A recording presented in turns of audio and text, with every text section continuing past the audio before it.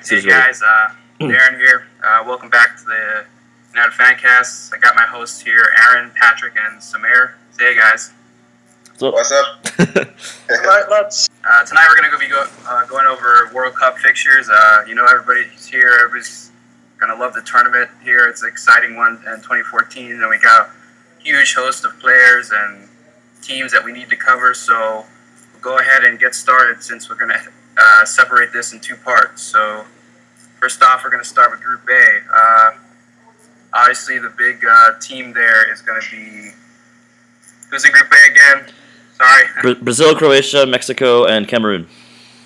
Obviously the Brazilians are favorites to win the whole tournament. So, what do you guys takes on the group? Obviously, Brazil is going to top the group. You guys think, right?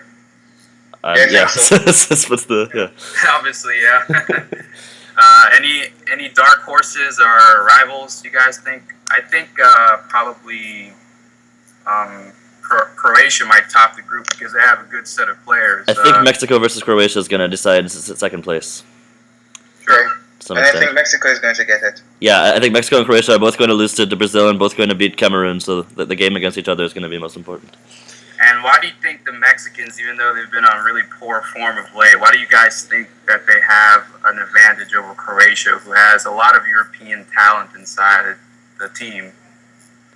Well, they have European talent, but based on what we saw at the Olympics, Mexico, they're filled with great young talent. They have great chemistry, and I think Hernandez is going to show up at this World Cup.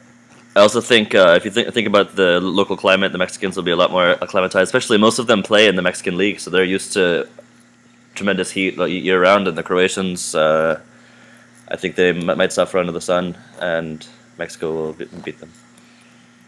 You guys don't think Cameroon with Samuel Eto'o would be good, or do you think they have the firepower to compete with the rest of the group? I think after Eto'o and Song, their squad is not nearly as strong as Mexico's or Croatia's. True. I think they will play well. I think they will put up a fight, but I don't think they have enough to pose like a real threat. Do you think Cameroon's going to get any points at all from the group? Yeah, I think they might scrape a point off of Mexico. You never know. I wouldn't be surprised if they scrape one off Brazil too. Yeah. True. So what do you think, Pat? Yeah, what do you think, Pat? I think the African teams are starting to go down a little bit. Like Cameroon had his time in the last two competitions. Mexico and the other South American teams are going to be the biggest threat. Yep. Right. Yeah, that's true. I mean, over the last few years, the last few tournaments, African teams always had like a marquee player. Like, for example, Drogba, Eto'o, and SCN. But these players are getting older. No one is stepping up to replace them. At least not how we can see. The only African team that really showed up in 2010 when they were all supposed to be shining as in the home continent was Ghana. The rest of them were quite poor. I mean, Ivory Coast had a very tough group. South Africa did as well as you could expect them to, but after that, it wasn't that good of a showing from the African teams. Yeah. Ghana's actually was a very young team in the last World Cup in 2010. And now that with the combined experience that they've all been through, especially with the African Cup of Nations, they've actually grown as a team. So it'd be interesting to see what they can do, even though they've gotten knocked out really bad from Uruguay with this whole Suarez incident and penalty miss. They definitely want to recreate success again. I think they might, but we'll see how far they can go. But out of Group A, who's your most favorite player to watch in that whole entire group? It's got to be Neymar. Really, Neymar. You don't think who else is gonna be? Modric or Chicha. What's up? Chicha. Yeah. Chicharito, yeah, he's gonna. I want to see him score an hat-trick in a big game. He's gonna win the Golden Boot.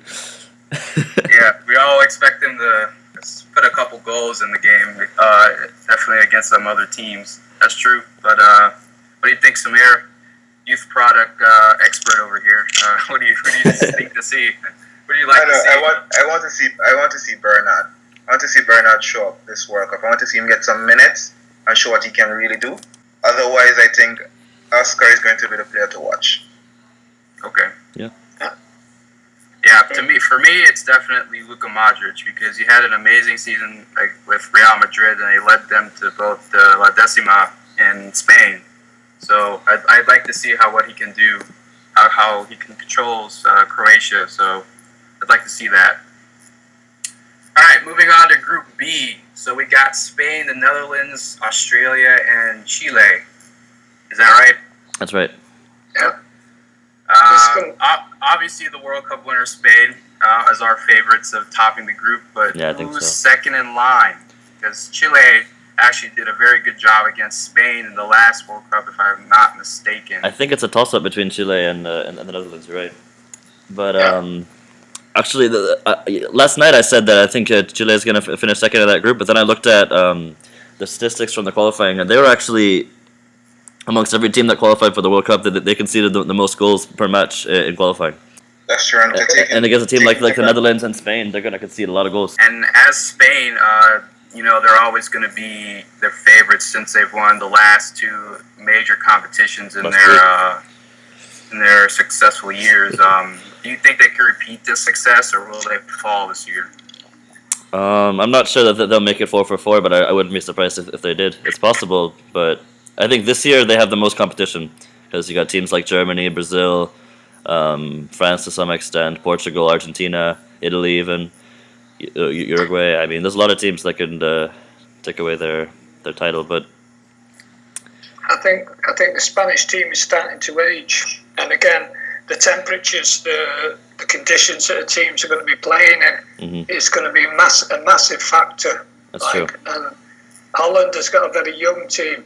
Chile is accustomed to it because they're South American, and Spain is starting to age. It could be the big upset. Spain could actually go out. You could end up with Chile and Holland going through. Yeah, Marcelo Bielsa, that's a big possibility. But the manager of Chile, he's actually a very, I don't know. I think it's a game of tactics between Chile and Spain.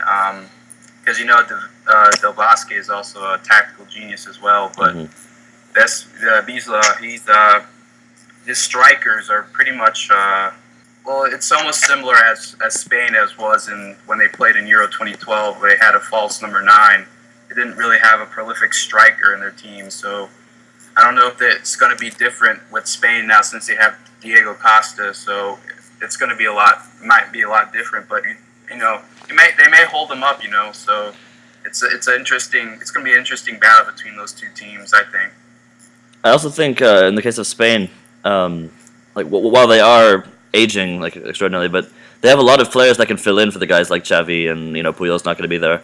Like you got players like Koke and Mata and David Silva who can fill in, and I don't think that they'll have so many problems as far as the elder players in the team. Because really the only player who's gotten too old from them is probably Xavi, and he's easily replaced from all the midfielders they have. I think they'll make it out of the group. I think they're still. I think there's too strong for their bodies. Yeah. Their passing game, they can be patient. And even though the players are getting old, it doesn't take away from their passing ability or their intelligence. That's true. Another thing is, I think this might be the first tournament since 2008 where they've had very little expectation on them, and that could also help them out a little bit. And I say the thing is, every tournament, Brazil is getting all the attention because they're expected to win. So everybody else could just coast through, just like the last World Cup. Right. I see that. Well, it also helps them a lot in a weird way. Getting destroyed by Brazil in the Confederations Cup final kind of helped Spain out because now no one expects them to do much. They think as soon as they come up against Brazil or Germany or Italy, they're gonna get smacked off the field. But yeah, it was similar the last time. The last time they went out in the Confederations Cup after winning the Euros and then won the World Cup, and now they won the Euros. That was the weird thing. In the Confederations Cup, they went out to the United States, and that was what's going on here. And if somebody ever, and going back to Chile again, if anybody remembers them traveling to play Germany, they actually held their own against them, but they only lost 1-0 against Germany, which isn't that bad, but they didn't have a lot of options either when in March when they played them in Germany. So they have a lot of stronger side now, so everybody's fit, everybody's ready to play. So maybe it could be a lot more exciting against Spain, I think. Yeah, I agree with that. I haven't actually watched Chile too much. I don't know, like Somere, I don't know if you were watching them in qualifying. Like, do you know like what the problem was for them defensively? I didn't really watch them in qualifier. I only saw some friendlies. Mm-hmm. Yeah, I only saw friendlies as well, but the friendly against Germany was the most recent one I've watched against them. Mm-hmm. I don't think I can't remember if Vidal was there or not, but I know Alexis Sanchez was there and he played. He was a bit average, but he wasn't having a prolific season in Barcelona either, so he was being a bit quiet. But I mean, they held their own. They were pretty defensive. They shut Germany's offensive force out, and they kept cutting off channels, which they do a lot. I don't know if you agree with that or not, Samir, but I've seen that they've really tried to crowd the center so they don't allow through balls through their gap between the three, because I think they play a 3-2-3, 3 in the back, 2 in the midfield, and I think it's like 4-3 or 5 in the middle. Mm-hmm. I'm not sure, but yeah, it seems like they try to cut off channels so they could stop the play and then counterattack off of that. But yeah, which they were doing, and it was working to a bit. But I guess Germany rotated their men a bit, and they worked around it, and they lost 1-0 for Chile. But yeah, I think maybe it'd be a different battle versus Spain, how they like to play with fullbacks. So that's another area that could, definitely be prolific for Chile, because their fullbacks go forward quite so. So Musa Jor and Isla, mm-hmm. they are pretty good fullbacks. So I think maybe it'd be good. But the key man is definitely in that formation in Chile's formation is Vidal, and mm-hmm. we all know how good he is in Juventus. So it'd be interesting to see. I agree. Yeah, sure. They've had some success against European teams because they stuffed England at Wembley. yeah, that's right. I forgot. Didn't they win like 2-0 versus England? But I mean, we'll get into England later. But actually, they're a talking team. They're also a talking team. But yeah, they did stuff them 2-0 at England. At Wembley. Yeah. Yeah, I think they're an interesting team. Like say, you got Vidal in the middle, you got Sanchez up front. They've not got the complete packet, but they can play football. That's for sure. And the manager is top manager, super intelligent. Like so. Mm-hmm. Yeah. Who do you guys think is the standout player in Group B? Standout in Group B. That's the hardest. Yeah, I would say as far as difficult question. I guess it's all favoritism, really. I think if Diego Costa can stay healthy, he'll play a big role. David Silva, Iniesta, Sergio Ramos would be important against. Yeah, Sergio Ramos. Holland. That's a very important defender in that group. Yeah, he has a great season with Real Madrid again. Actually, I have another question. Do you think Australia will play some sort of a spoiler? Do you think they can shave any points off in any of those three teams? Man. It's not impossible. I mean, nothing's impossible, but it's not impossible, but I don't think it's very probable. Though they have a very young team, considered the rest of them that play in a lot of high competition. So I don't think Australia would be able to handle it, because they're before in 2010 they had a lot of old players, and a lot of them I think retired, if I'm not mistaken. So there's a very young Australian side that's going to be playing in 2014. So I don't know. They might have a lot of energy to keep up with the teams, but it's a lot of caution, especially maybe in their midfield. I think is Cahill still playing for this is his last Australia? Tournament. This is last year. Last year. Yeah. Maybe it all depends. It all depends. The ball is round.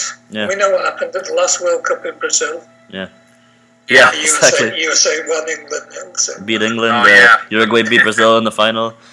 I actually think happen. they might take a point against somebody. I think they might Chile against Holland. They might play the spoiler for Holland. I think Holland's got a weak enough defense that if Australia defend well enough for them, like nick a goal, it could be 1-1 or 2-2. Holland's very limited this time. Yeah, that's true. I mean, apart from the likes of Van Persie and Strootman can't play. Yeah, I think that'll be problematic. Yeah, but Percy's carrying an injury. Yeah. That's true. Well, he has been since the day he was born. Yeah, Snyder and Robin. Yeah. But even if Van Persie is not playing, we still can't rule out Klaas Jan Huntelaar. Yeah. No. Yeah. What do you think about Van Gaal's side? Are they equipped for the semifinals, finals? Nah, I don't think they'll beat Brazil. Yeah, quarterfinal. No, I think they're going to the semis. Actually, I think they'll make it to the semis. I don't think they'll beat Brazil in the second round. I think they'll beat Brazil. Second round, I don't see them making it past that. If they even make it out of the group. Losing Strootman was a massive blow to the midfield. Yeah. Yeah. I think without Strootman, I think that they could even lose to Chile, and I'm not even sure if they'll make it out of the group. Yeah, which is good for us as United supporters, because then our manager will come back and sign some players. That's the plan. I know, but he's a good manager with good tactics. I saw him. What he was trying to 3-5-2. Yeah, 3-5-2. Right. Yeah. Yeah, so he's trying to cope with the loss of Strootman by making the midfield stronger, by packing the midfield. So, right. And as I say, with the three defenders, and you'll be having wing backs, I think they'll close down Chile real good. I think they'll close down the space for Spain. I think against Brazil, they go back to their normal 4-3-3, 4-3-3. 4-3-3, yeah. Against Brazil, and I think that will be a very attacking game, but I think they'll come out on top. I think the key player in that game will probably be Ian Robben. Yeah. I think their opening match on performed, then anything's possible. Yeah. I think if Van Persie keeps scoring, because I think he scored in his last two friendlies, I believe. Yeah. Well, I think that's another reason why it's really important to see how the likes of Jordi Alba and Sergio Ramos do, because they'll be critical in the game against Holland and Chile. Right. I say that. But yeah, if Van Persie keeps scoring and providing for the team, I think the Netherlands will be a very strong team, I think. I think a lot of it hinges on their opening match on Friday against Spain. It'll be really important to see what happens. Yeah, those are definitely games to watch, opening games. I think that's going to be a draw. Yeah. And Chile is going to be the deciding game for both teams, yeah? I think Spain, Holland is going to be a draw, yeah? Yep. I think so. I think so, yeah. I think it'll be a scoring draw, like 2-2 or maybe even 3-3. 1-1, 2-2. Yeah. Maybe. And then Chile going to be the deciding factor after that. All right, let's move on to Group C. So we got Colombia, Greece, the Ivory Coast, and Japan. This is the most interesting group for me. What do you think is the favorites to top number one? Because all teams have injuries stricken with them. So for Japan. Well, maybe not Japan, but definitely the Ivory Coast and Colombia. I think I'll go to Ivory Coast and Japan, actually. Yeah, I say that too. I think Japan's going to win the group, though. I'm looking at the rankings. I like the FIFA rankings, and Ivory Coast and Japan are the two highest ranked. Yeah. Or should I say lowest ranked? Yeah. 23 and 46, right? Yeah, versus 8 and 12 for Colombia. How is Greece 12th in the world? That's ridiculous. It's like they're not even top 20 in my. Nah, they're not 12. I think Ivory Coast is going to beat them. I think Drogba has been on great form lately. Yeah. I think it all depends on him. Mm. Yeah. And that's what Japan, they're quick attacking football, they're great chemistry. I mean, I don't think any other team in the group has great chemistry. So not even Colombia. I don't think so. This group's interesting because you can really see any team taking points off of any of the others. I think Greece. I don't think they're going to be able to maintain the consistency to win all three matches or any of the matches for that matter. But I think they'll get a draw, maybe 2 draws, but I don't see them winning. Because Greece they have very negative tactics, and that could frustrate a lot of, especially a team like Japan, who are already very small and not very strong physically. Also, Colombia's defense is definitely broken down. They're not very defensively solid. Well, their form of defense is attacking more through Falcao, and Falcao's not gonna be there. Right. So I think Colombia just kicked the shit out of anything that comes to autumn. Yeah. Greece, you never know because they won the fucking Euros yeah. as well from nothing. And Japan is the team, and with Ivory Coast, sure the spirit's there, but again, old players. That'll be a really good match, though. Ivory Coast in Japan, yeah. I think Japan and Ivory Coast is going to be a very, very lively match too. I can see either team winning that. Yeah, I agree. Yeah. But Japan's I think defense is a bit leaky. That's true. Yeah. I think Japan So can is Ivory top Coast, the though. group, but they won't make it far in the rest of the knockout stages. I don't think. I actually agree with that because I think if they top the group, they're going on to play Uruguay. Yeah. Right. Yep. And thinking about it now, yeah, Uruguay. If they're going to play Uruguay, then England's out. Uruguay or Italy. They're going to play either Uruguay or Italy. I have a bad feeling Uruguay's going to try to act up again in this World Cup. So you never know. I think it's down to that bastard Suarez is fit. I think that out of this group, whoever goes through is just they're fucked in the next round. Yeah, they're fucked in the second round. Doesn't matter. They're playing either Italy or Uruguay, maybe England. If some act of God happens.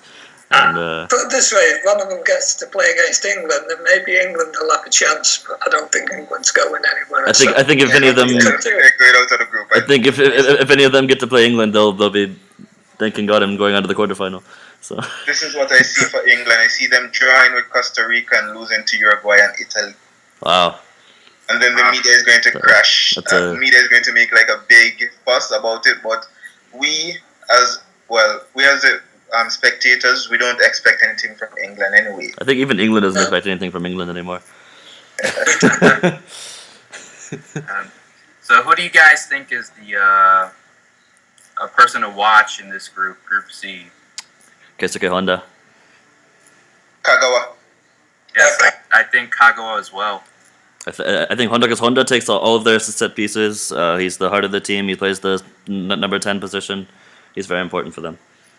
Yeah, but I don't think he's got the quality that Kagawa has. Kagawa, again, is like Nani. He's playing brilliant for Japan. Yeah, but there's a reason that he plays out on the left wing instead of behind the striker for Japan. That's because Honda's preferred. Let's move on to Group D then. We got England, Uruguay, Costa Rica, and Italy. Obviously, I think Italy might top the group, but second place is in contention. England or Uruguay? Who would you pick? Uruguay. I'll put my house on Uruguay. I think it's down to Suarez. Why, Somere? Why would you say Uruguay? Because here's the thing, right? Uruguay does better. Cheat to win? That's possible. I mean, well, not cheat to win. I think they have better chemistry than England. They have, well, I wouldn't exactly say better players, but the thing is with England is the players they have. The players they have are going to force them to play a certain kind of way, which is going to allow Uruguay and Italy to tear them apart. Yeah, I agree. I think if they do the same thing that Liverpool did all season with Henderson and Gerrard as their two central midfielders, they'll just be destroyed.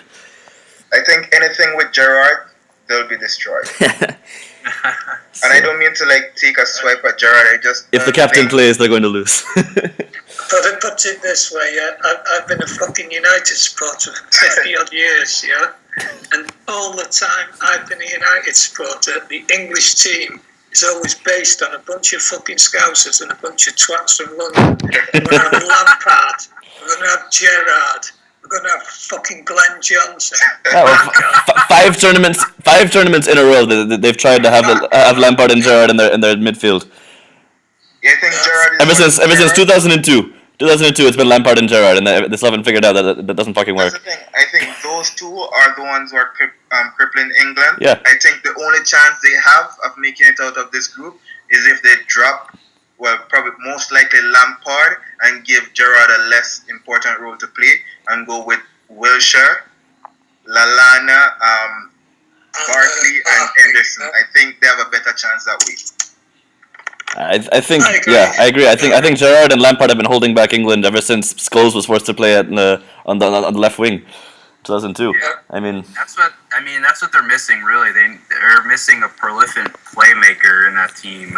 You want to point fingers at Wayne Rooney maybe not playing well, but I think he's more of a better striker than the lot they have, bar Welbeck. But they don't have a prolific number 10, and it's staggering them a bit. I think Ross Barkley. yeah, put Barkley though. That'll solve your problem. Yeah. Ross Barkley, it's the closest thing they have to a number 10 in that team. Again, we speak about number 10. I think Ross Barkley would do well for them, but like I said before, the players they have will force them to play a certain kind of way. I think in order for England to get through this group, they need to pack the midfield and have one up front, and they're going to go with Rooney, who is going to want to drop back, so that is going to force them to play with two strikers. It's going to be Sturridge or Welbeck too, because Hodgson's got the boner for all the Liverpool players. Yes, again, that's their downfall. The kind of players they have who don't want to play their role. Yeah. I think the manager's a blank, and half the players are a waste of time. I mean, in 2012, the manager chose Jordan Henderson over Michael Carrick. So that's all you gotta know. That's all you gotta know. He doesn't have the balls to go forward. It doesn't look like. Well, Henderson performed well over the season, but the thing is, right? He performed well, but the thing is, Liverpool had the worst defensive record out of everybody in the top 5, right? And that was with Henderson and Gerrard as their main central midfielders all season. Yeah, that's the thing. They have no one to defend, no one in the midfield to defend. I mean, Gerrard you would make the good tackle there now and then. Yeah. But otherwise, he's kind of horrible in defense. Yeah, he's not consistent. What do you think of Sturridge and Welbeck up front and no Rooney? I wrote an article about England a couple months ago, and I suggested that they do that because I think they're a much better combination. I actually prefer Ricky Lambert over Daniel Sturridge. I mean, he doesn't play at the top level, but he knows how to finish at least. So does Sturridge. He scored like 25 goals this year, didn't he? Yeah, he did. He did, but I'd say Lambert over Welbeck. Yeah. Welbeck falls over his feet, and Sturridge has been pretty lethal this year. Yeah. Then again, I guess you can say that as well. He has been Welbeck is another United player that plays a lot better for his country than he does for United, though. Yeah. I think it's just down to the tactics that are forced onto United teams. Yeah, that's true. I mean, also because Welbeck's been forced onto the left wing more times than I can count. So we forget that Welbeck is now injured. So who do you replace with Welbeck? Yeah. I thought he was supposed to be fit. Yeah. He limped off the field yesterday. Yeah, he wasn't in. Yeah. He wasn't in training today for England. Yeah. So. Okay, then go with Lambert. Yeah, there you go. Yeah. Well, I wouldn't go with Rooney, but I think realistically, I think they're gonna go with Sterling, Rooney, and maybe Lallana behind Sturridge. And then the midfield will probably be Henderson and Gerrard, and they're gonna lose. If Oxlade-Chamberlain is fit, I would put him over Lambert. I'd put him over what's his name? Sterling. I'd put Sterling in. I'd put Sterling on the left wing. Yeah. I keep forgetting about Rocky.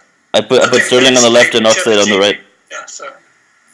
With Barkley next to him. Whichever team you put out, the tactics is what is going to stuff them. Mm-hmm. I mean, tactically, yeah. Yeah, I agree. Boy doesn't have a bleeding idea. Yeah. So. Fucking boy. Yeah, but the key in the midfield is definitely don't go for old legs. I hope Roy understands that. I think the best chance is Wilshere, Henderson, and Barkley in the midfield. Yep. I agree. Yep.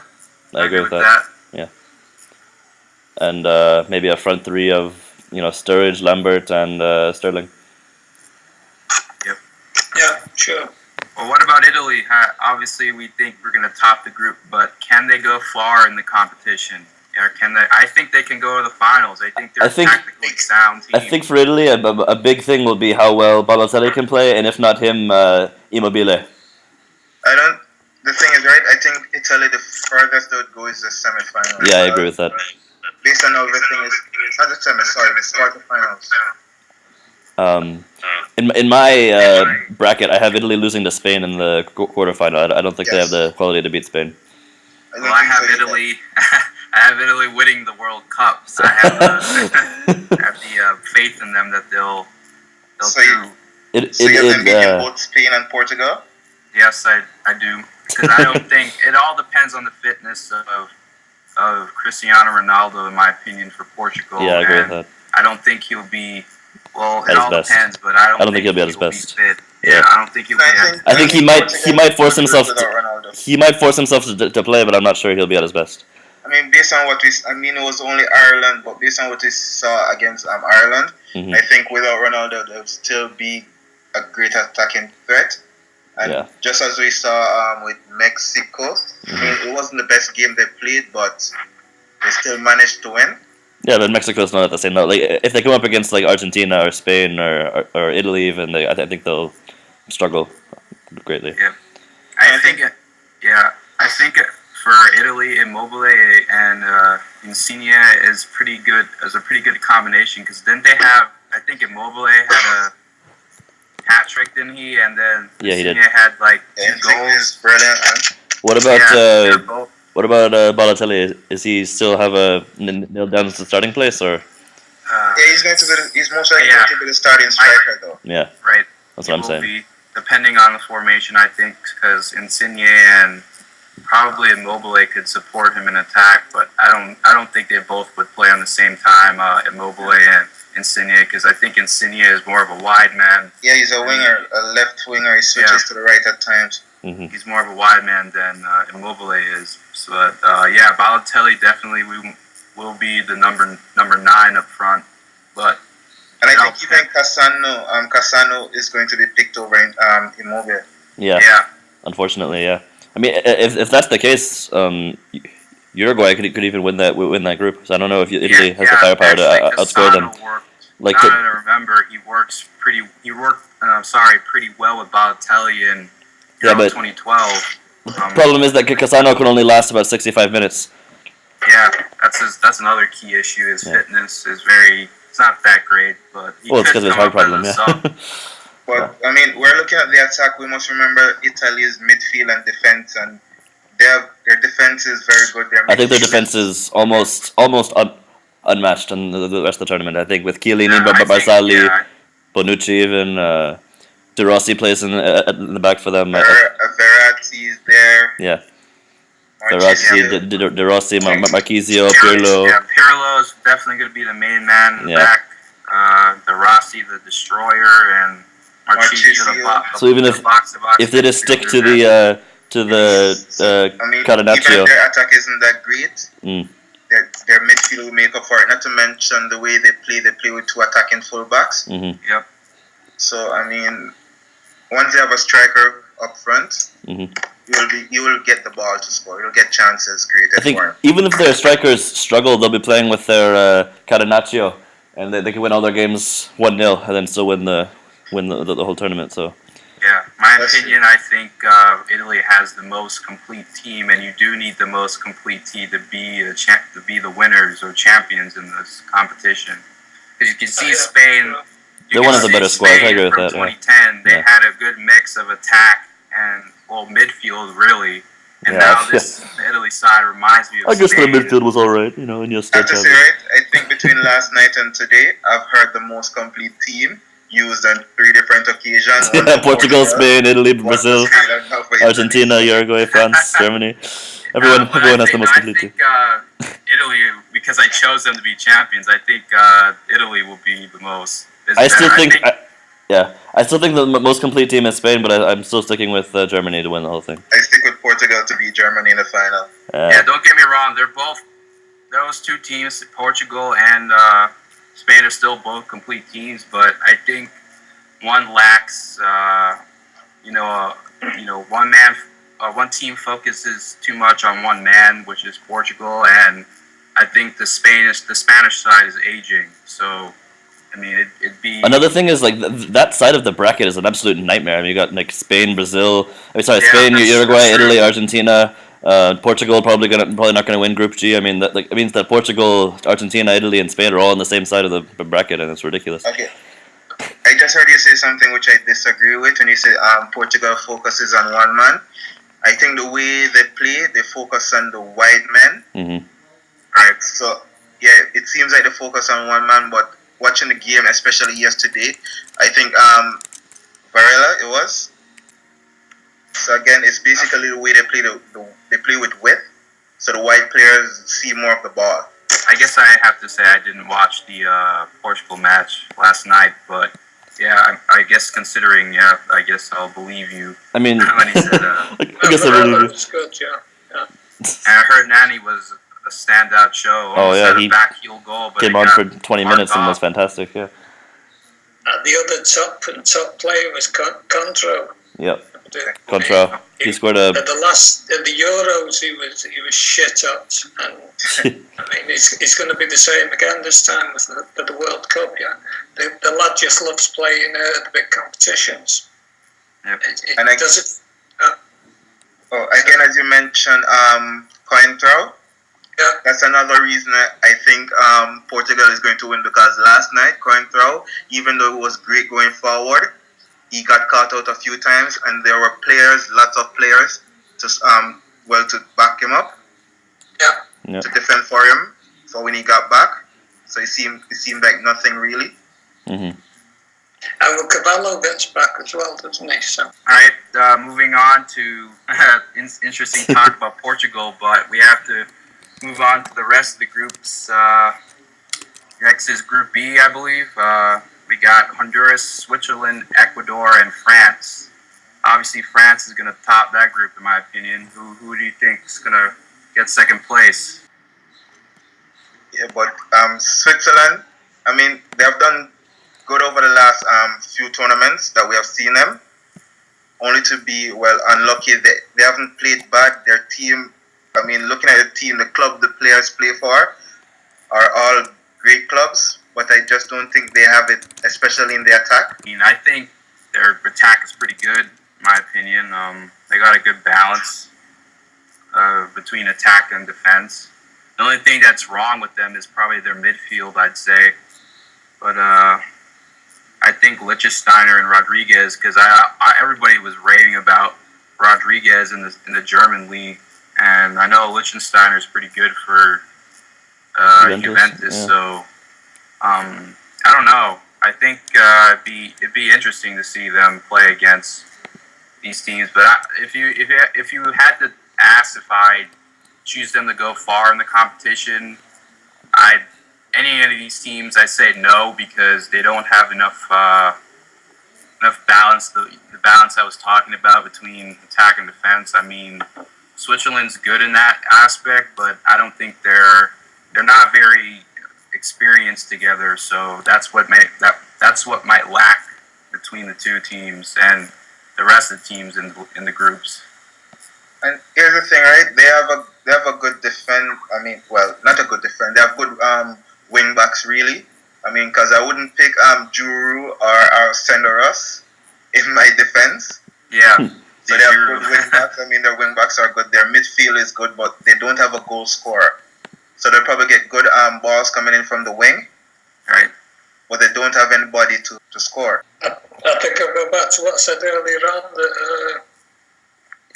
that the difference is going to be South American teams and European teams. And if you've got two teams that are average, say, where there's a bit of doubt, then I'll give it to the South American teams. I'd say, like you say, Ecuador, suited to the conditions, a lot of pace, and Valencia has been scoring. So that's true, and we saw Montier against England, and he was ripping them apart, really. Yeah, I agree with. I remember that. And the way Switzerland plays is their fullbacks. They have attacking fullbacks, and if he could somehow slot in there when they get forward and get the ball, it's going to be problems every time.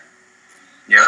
And again, I think the moment they realize that, they're going to ask the fullback to stay back, to hold a bit more. And once they hold, their wing threat is almost gone, really. I mean, they still have Berami and Shakri, that's his name? Yeah, Shakri, the guy from Bayern. Yeah, but those players they like to go inside rather than stick to the wings. So, I mean, even if they go inside, there is no one for them to give the ball to. Their strikers aren't going to score, in my opinion. I think Shackly was shit up when he was at Basel. Yeah. That he played for, yeah. Since he's been at Bayern, he's hardly played a game. Yeah. He's been getting like six or 7 games. Yeah, he only comes on at the end of the 6-0, 7-0 games. Guardiola hasn't really favored him much in his form. It's not about favored, though. I think there aren't many players who could displace Ribéry and Robben. So. Yeah, that's true. I mean, yes, I was going to say, it's kind of hard to displace them. So. And even if Ribéry and Robben were injured, we still had people like Mario Götze. Yeah, Götze. Who never played before him. Muller can slide in on the wing. What about Rafinha? Rafinha. Did he play as a winger one time? He was right back. He played right back, actually. They moved Lam into midfield, the holding midfield, so... Yeah. Okay, yeah, I thought maybe he played as a right winger or a left winger one time, but maybe that was just my imagination. But yeah, what do you guys think about France? You know about Franck Ribéry, and we talked about him just now. I mean, now he's hurt, so... Who do you slot in that right-hand side? It's definitely going to be Griezmann, in my opinion. I think, Griezmann? Griezmann's going to be on the right, and probably Valbuena on the left. Yeah. I think France have got the players and they've got the team. It's always a question if they've got the mentality. Yeah, it's kind of hard to take for granted. Start bitching amongst each other forget it. It's kind of hard to take France for granted. To avoid that. Yeah, definitely. But you've still got Everett is still in there, isn't he? That's true. Yeah, but Everett is more of a leader than the one to bitch, really. So, Somere, what do you think about, what's his name? Remy Cabella? Was that his name? Cabella, yeah. Remy Cabella, yeah. Well, what do you think about him? Well, I think if he gets a chance at the World Cup, he's going to perform, especially the group he is in. And I think with Ribéry out, he's probably going to get the chance on the right wing with Griezmann on the left. I mean, he's quick. He's got a lot of skill. He's got great agility, and he could score. If he gets a chance, he's going to be probably second to probably Pogba and second to Pogba and Griezmann, the standout player in the group. Yeah, I mean, this group was a fucking gift for them. I mean, this. Yeah. Oh yeah, so sure. Too. Yeah. It'd be easy for them. Yeah. What do you think about their midfield with Kabay? They have the best midfield in the tournament, I think. I think along with Portugal, the midfield is brilliant. Along with Portugal and Spain, they have the best midfield in the tournament. Yeah, we have said that a bunch of times too, but their midfield is brilliant. There's power, there's pace, shooting from distance. There are players like Valbuena who could get forward, get into space, who could create something from nothing. Their midfield is brilliant, really. It's going to be hard to pick a starting 2 or starting 3 for them. Yeah, I think their best bet is definitely a 3-man midfield. Yeah, Matuidi, Cabay, and Pogba. I mean, even if they went with a 3-man midfield, I mean, it's still hard to pick which 3 players would start. Who would you pick? I'll go with Pogba. I think Pogba, Cabay, and Valbuena. I'd go with Matuidi, Pogba, and Cabay. Cabay in the anchor role. He's able to be the playmaker and pass the ball, while Pogba and Matuidi strike up with Benzema or Giroud. Yeah, and they're both like engines up and down the field. So. Yeah, I know Pogba is really good at those long shots. Yeah. I've seen him before, so it'd be good to support the attack. Pogba's going to be brilliant on the ball. He's probably going to get the young player of the tournaments. Oh, really? What's the age requirement for that? I think you have to be 23 and under, like every other tournament. I think so. Yeah, it's hard to think of anyone who could compete with him for that. I mean, probably Hazard, but Hazard, Immobile. As brilliant and Neymar, Oscar, but as brilliant as those players are, I don't think they could compete with Pogba performance-wise. Yeah, I agree with that. Yeah, Pogba's very fit. He's very strong. Passer, very intelligent, could tackle, could shoot. This guy looks like class every time he touches the ball. I agree. Yeah, I mean, it also depends a little bit on how far the team goes. If France, falls out in the second round or first round. Moving on to Group F now, we got Iran, Argentina, Bosnia, Nigeria. We say Argentina is probably going to top the group, but can he overcome what? Can Messi overcome, the expectations placed on him? Because it's a big year for him, and it's pretty much a competition between him and Ronaldo. So, what do you guys think? I think they're going to win the group easily. They're going to probably make it to the quarterfinals. Because I think based on my predictions, they're going to play Portugal in the quarterfinals. But I mean, back to the group they're going to win the group very easy. I mean, Iran can't stop them, Nigeria can't stop them, and Bosnia definitely can't stop them. I wouldn't be surprised if they took like maximum points. Yeah, I agree. I agree with that because I think even if Messi struggles, he's got enough around him like Higuain, Di Maria, Aguero, and Lavezzi, and I don't think even if he like struggles, he should. Argentina would win even without his goals. What about Bosnia? What about Bosnia? Dzeko's been in amazing form for Bosnia lately. He's been scoring a lot of goals. I think Dzeko is going to be their main man. I think once this provide him once he gets a service, he's going to score. Yep. But I don't trust their defense, though. That's the only thing that's wrong with Bosnia. They got a good attack, but their defensive issues not very good. Well, all their defenders play in the top leagues in Europe. I mean, even their young left back, the 20-year-old, United was linked with them about a month back. Yeah. Yeah. And they have Spahit, who plays. Spahit is good. Yeah. I think we saw them against. I think it was Mexico a little while back. Mm-hmm. And their defense. Mexico got through a few times, but their defense was good. Yeah, I mean, I think not good enough to win the World Cup, but their defense is good enough to get out the group.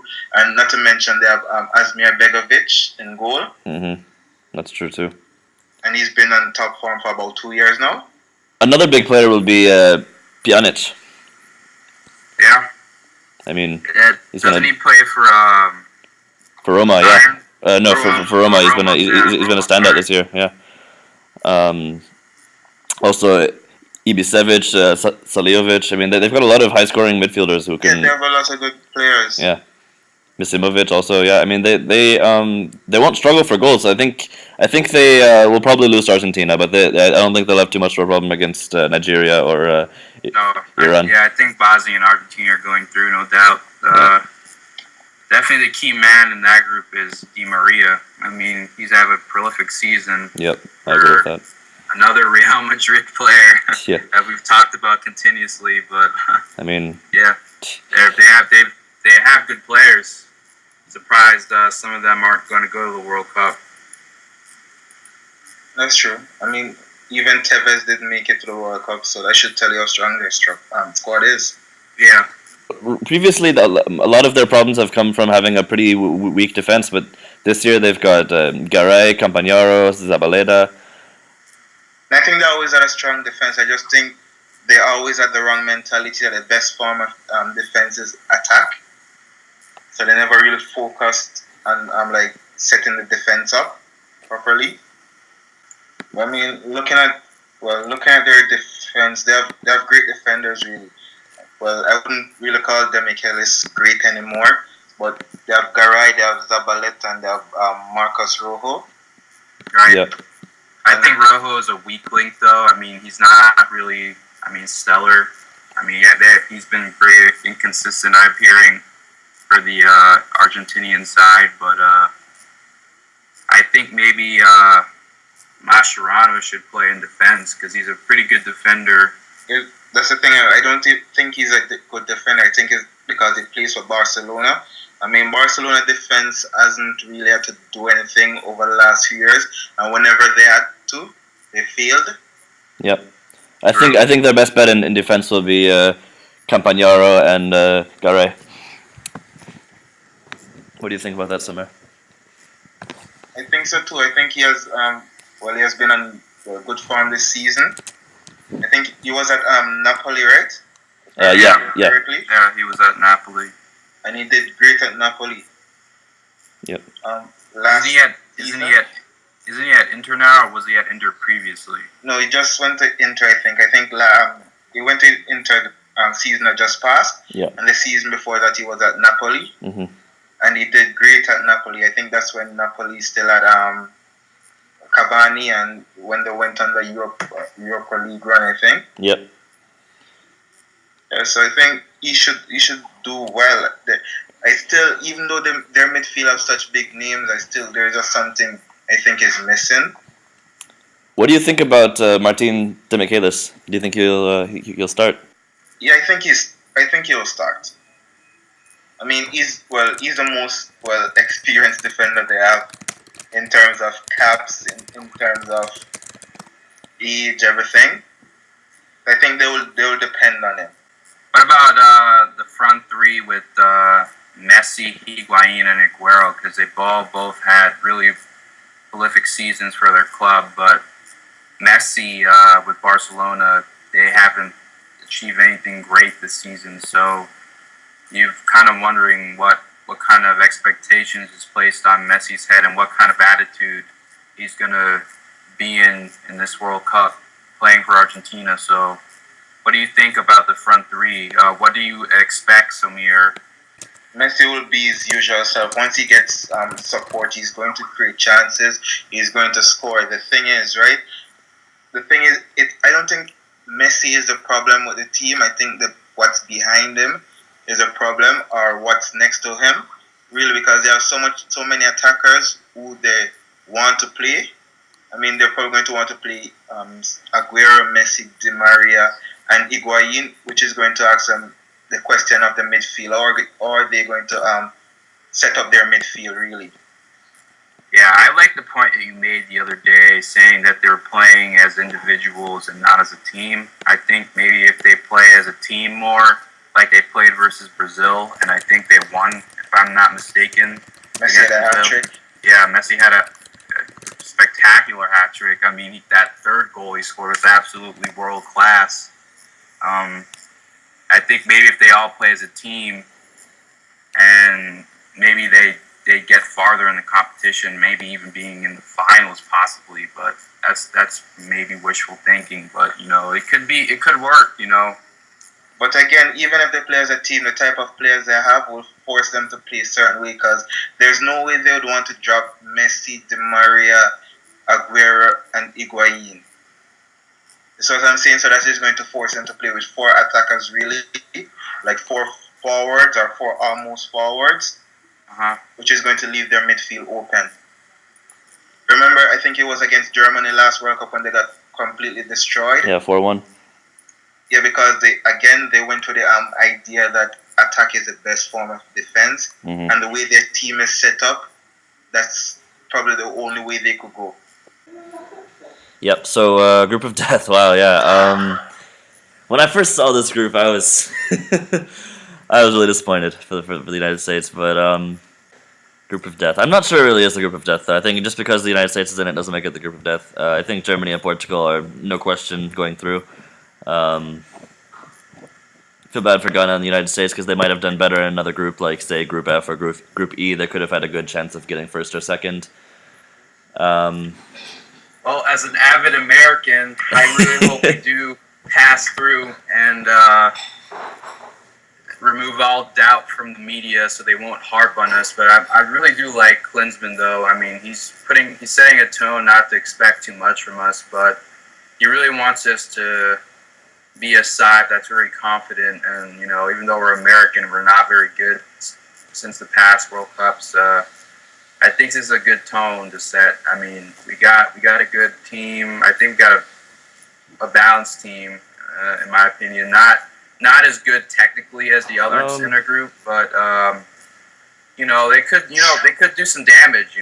So it could be that upset against Spain and gone far in the knockout rounds. So you never know. I want to believe that that's possible. I really do, but I don't think our defense is strong enough to cope with Portugal or Germany and even Ghana maybe. I mean, it's possible you guys made it to the Confederations Cup final back in '09. It was. Yeah, but we beat. I mean, okay, yeah, we did beat Spain, but and almost beat Brazil too. So that's true.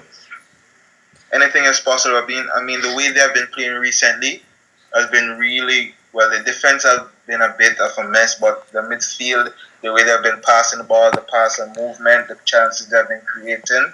I think the back four that we've decided on, which seems to be Beasley, Beasler, Cameron, and Johnson. I think that's been our most solid defense we've gone with. I think as soon as Gonzalez came on in the Nigeria friendly was when we fell apart. We do seem more, I guess, balanced, like Darren said, than we did before. But I still think we don't really stand a chance against Germany or Portugal. Maybe not Portugal, but maybe Germany. I know we played against their C team or whatever you want to call it, their third string. But I think maybe we can, tactically, put up a fight against them. So I think our only chance.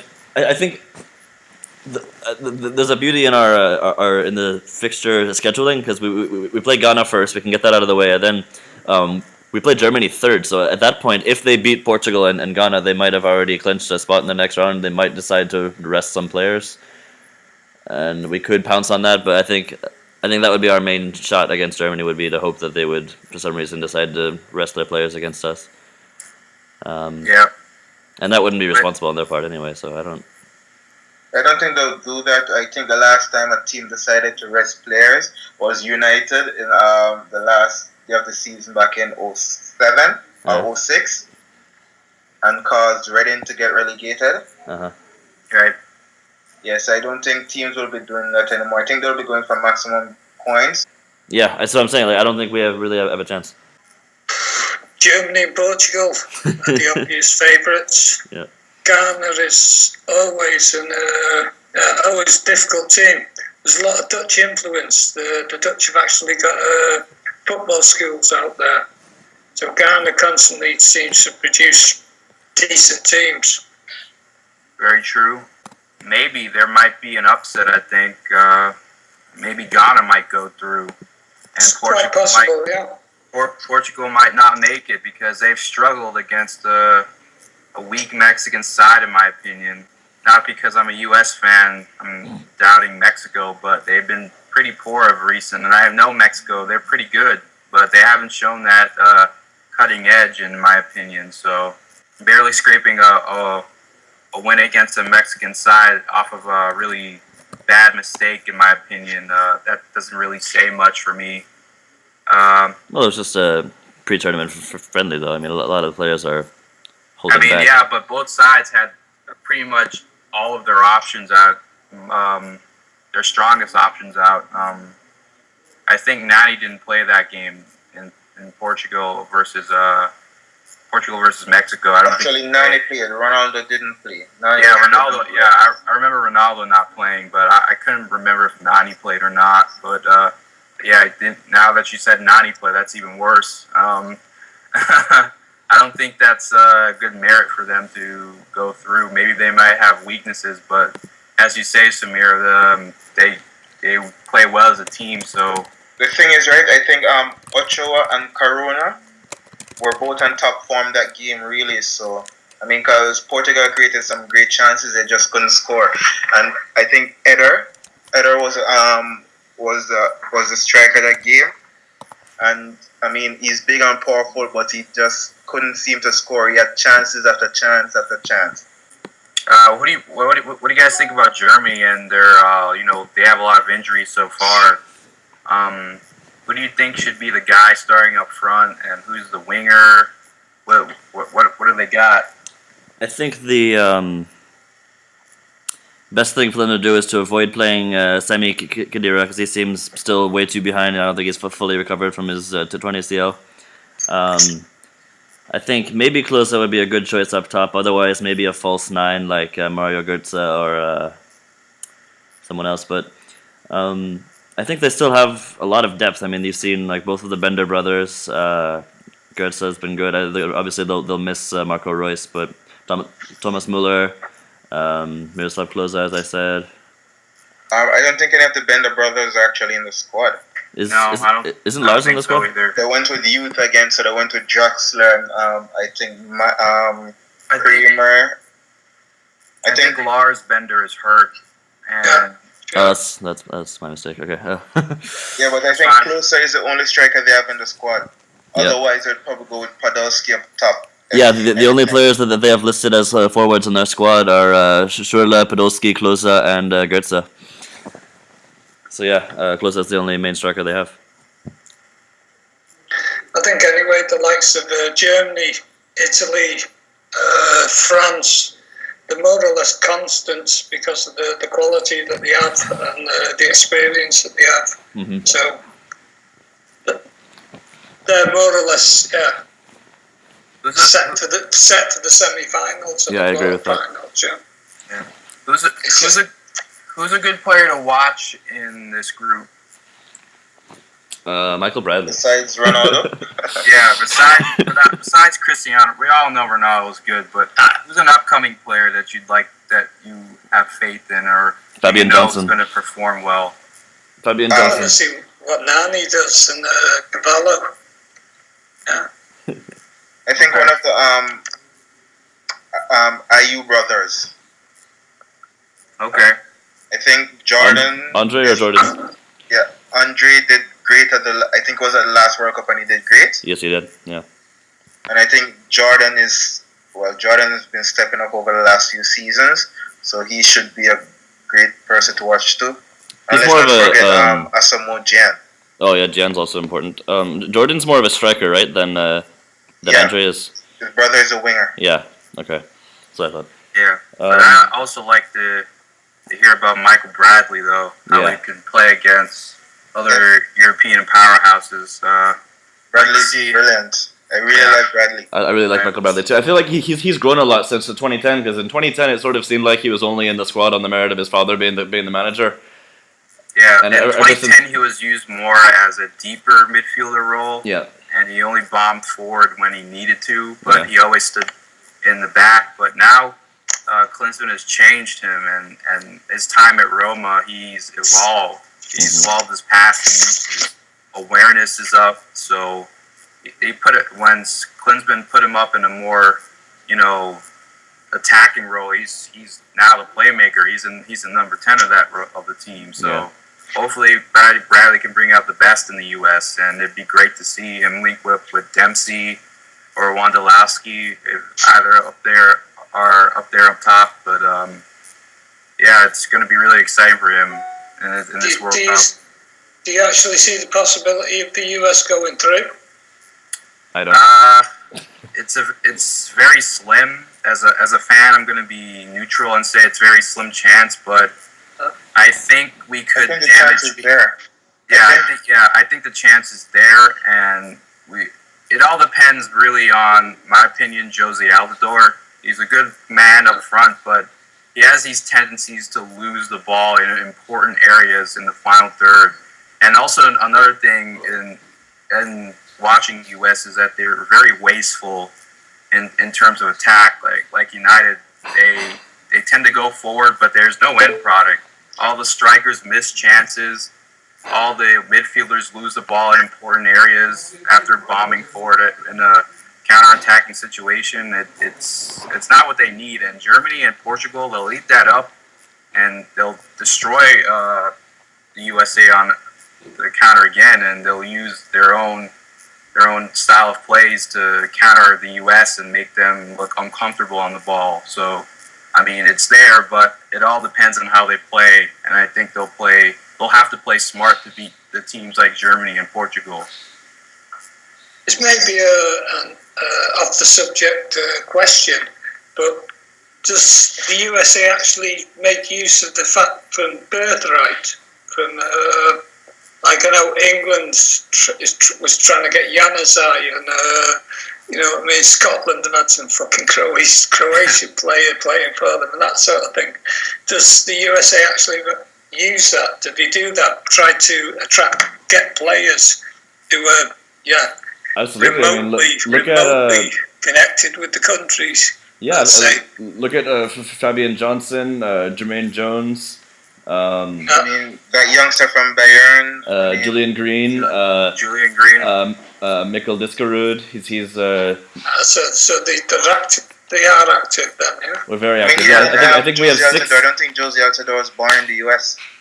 Yeah, he still counts himself as American though. That was the only team he was thinking of. He moved to Florida and then he became a good player. He played soccer for his age and he grew up in sports. So yeah, but he has both dual citizenship in Haiti and the United States. So, but yeah, to answer your question, Pat, yeah, I think in terms of marketing, I think the U.S. can definitely grow, and we need those type of players.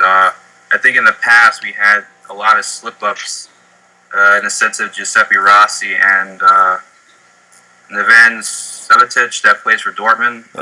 We've lost them to Serbia and Italy respectively, and I think that's a lesson we need to learn, even though there's talent out there, but I mean we need them to further our progression and becoming a good team, a solid team, you know. So I know we don't really have the right homegrown talent like Michael Bradley, but you know, maybe players like these can you know, help, you know, make a different make a different generation of players. You know players like Landon Donovan and I don't know if you know of Kobe Jones and yeah, sure. The other player, he's a ESPN pundit. What's his name? Taylor Twellman. Keller? Yeah, Casey Keller, yeah. And Taylor Casey Twellman. Keller, the other one, I can't remember his name, that's Taylor pretty Twellman. popular. Who? Taylor Twellman. Yeah, well, Taylor Twellman didn't really play much for the U.S., but I'm talking about, Alexi Lalas, yeah, the bigger one. Mm-hmm. You know, there's a nice generation of U.S. players, but now it looks like Klinsmann is forcing his hand and making us a better generation where he's taking players from all over, and it looks like he's trying to connect with Germany and you know, compare us to them, but it's in a sense of being independent, but he's making us a lot better, and you can see the improvement on the team. So it's very exciting to see how, if we don't do well in 2014, it's going to be even more exciting in 2018 when they have a lot more stability and we have a lot better players than Julian Green, who might become the new number 10, the new Landon Donovan in American sports, or American soccer to be exact. So it's changing. That being said, I still think Germany and Portugal will be most important. Obviously, to go back to that, I think, who do you think would be like a good young player to watch from that? Because I think Germany will have a lot to look for from the youth players, especially since they left behind a lot of experienced players or injured players. Man, I mean, I might be really biased to say this, but I really want to see a bit of Julian Green. I mean, even though hasn't played nothing of club football, I just really would like to see what type of raw talent he has to show. So, I mean, maybe he might not get a chance, but I mean, maybe 1 or 2 substitutions might be good. But I'd really like to see something from him, or what he has to offer. Why I think Jurgen Klinsmann picked him over Landon. Okay. I think as far as our wingers go, I think there are better choices than Julian Green at this point. There's Graham Zusi, no Alejandro definitely Bedoya. better choices than Julian Green. But as you say, go on, continue. And also, apparently, the reason he was chosen over Donovan wasn't because, I don't think it was a choice between Green and Donovan, as it was, because apparently Donovan is seen only as a forward now, and Green is much more of a winger. So I think the choice is actually between Donovan and Wondolowski, and he chose Wondolowski over him. Yeah, that's true. I think Klinsmann said that Donovan was more of a striker now than he was a midfielder, so that's a good point. But yeah, I really want to see more of Julian Green, in my opinion, because I really want to see what the whole rave is about of him being the next U.S. star and the next big European talent out there. So it'd be nice to see what he's all about. Yeah.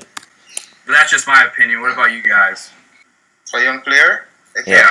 As I said before, Jordan Ayew. Oh yeah. Yeah. Yeah, I forgot about. Sorry, Somere. I mean, Germany, they have Draxler, but I don't think Draxler is going to play much, especially since he plays the same position as Ozil. I mean, he's probably getting the odd substitution now and again. You know, like with Ozil's sort of reduced form recently, it might even be a good idea to give Draxler more playing time than would be expected. I don't know how you. I know, but the problem with here's the thing, right?